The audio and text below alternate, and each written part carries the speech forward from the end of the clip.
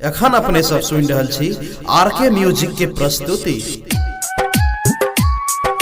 हम मैथिली गायक संदीप सुमन पूरा देश में जो कोरोना वायरस आतंक मचौने जे के कारण पूरा देश लॉकडाउन में पड़ल जही में एगो गाँव के बेटा परदेश में घरा गया अपन माई से अपन आपबीती अपन दुख अपन दर्द कोना बताबे आओ अहाँ सब हमरा आवाज में सुनल जाओ। माई के मार छोला की पुलिस बा गाम हमको ना कहे बोगे। माई के मार छोला की पुलिस बा गाम हमको ना कहे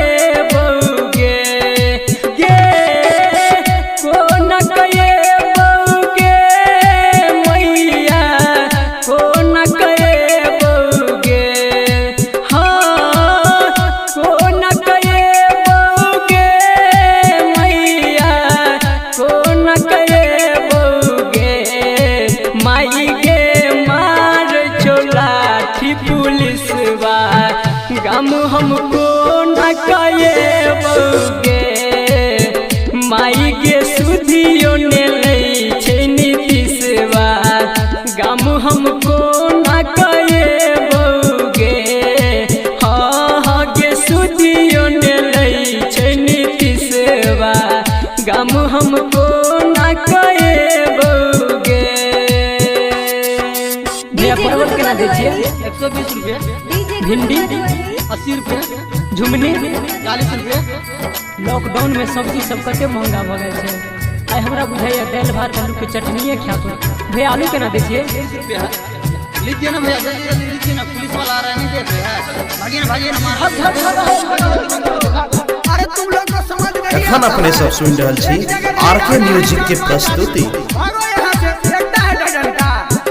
नहीं भेट छोटी मन तरकारी करियो कि छै मलाचारी। नहीं भेट मन तरकारी करियो कि छै मलाचारी। दिन हमको न कटबोगे।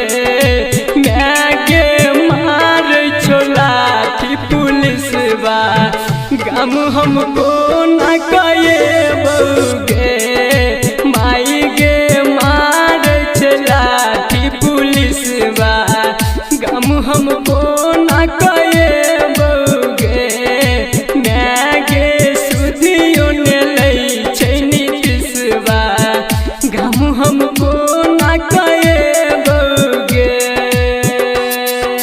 DJ good Madhubani, DJ good Madhubani. को पता नहीं चलना चाहिए कि लोग चाइना से आए हैं। चलिए कहीं जाके सो जाते हैं।